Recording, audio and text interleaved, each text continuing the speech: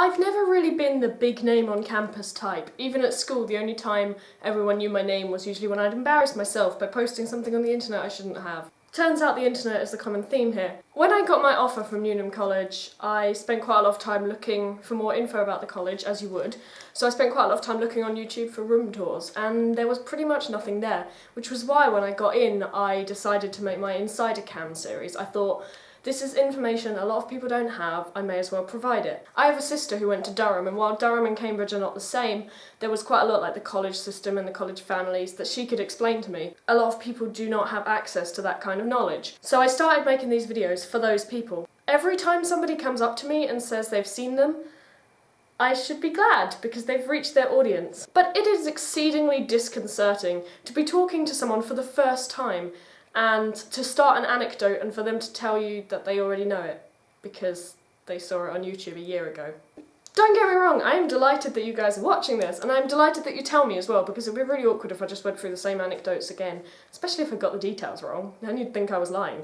And it's great when people say they found me by searching for Newnham College, because that is exactly the kind of audience I was trying to reach when I made those Insider Cam videos. I have to say though, the most disconcerting one so far was when I went to pick up a parcel and the porter on duty said, "I think I stumbled on your YouTube channel." It makes me very aware that what I'm putting out on the internet is public. Like, not just like my Facebook, which my friends can see, but it's public. I worked in a secondary school library this summer, and I had a student ask me if I went to Cambridge and say that he saw my videos. And that was the point I realised that if I want students to take me seriously as a librarian, probably going around on the internet in a onesie saying, "I'm an adult," is not the best way to do that.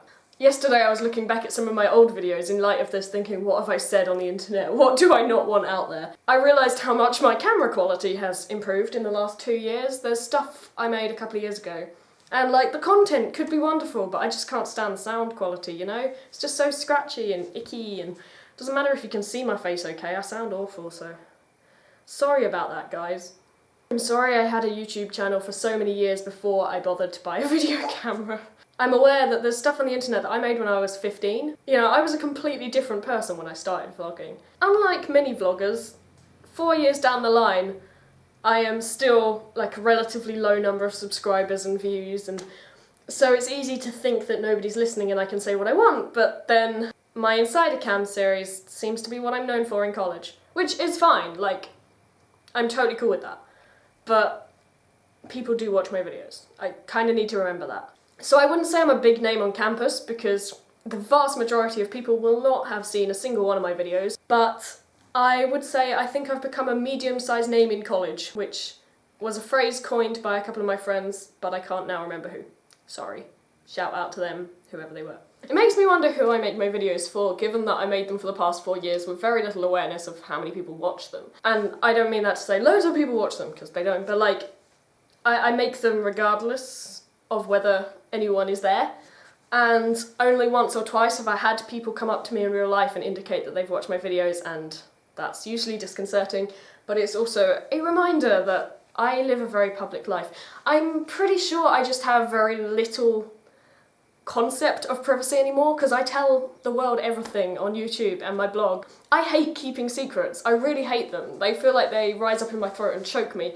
And I also feel like if you tell everyone anything, they can't use it against you. If you don't have secrets, there's nothing people can blackmail you with. So if there are terrible pictures of me, I will be the one to put them on the internet, not someone who I insulted 3 years ago. So now I have a challenge for you guys. And that challenge is not to enter that book giveaway, although you totally should. My challenge is, ask me a question I won't answer publicly on YouTube, and it has to be family friendly, just to make this even harder. Are there limits to what I will tell complete strangers, knowing that next year they might come up to me as freshers at my college and say, "I saw your video in which you answered all those really personal questions"? Screw it, let's do this. So leave me questions in the comments. They can be very mundane. What did you have for breakfast this morning? I didn't have breakfast, got you there. I may have breakfast soon, I'm hungry. Or they could be like, I don't know, more personal. What is even personal? What do people consider private? Like, who was your first kiss? Does it count when I kissed Alex Kemp G when I was 6? I was convinced I was going to grow up to marry him. We haven't seen each other in several years. You know, just ask me questions. Ask me things. I want to answer them because I want to see to what extent I have no private life. And if the porters from my college are watching this, Thank you for all the times you've given me the spare key when I lock myself out. I will try and do that less this year. Hi, you're great. Can you let me know when my parcel arrives?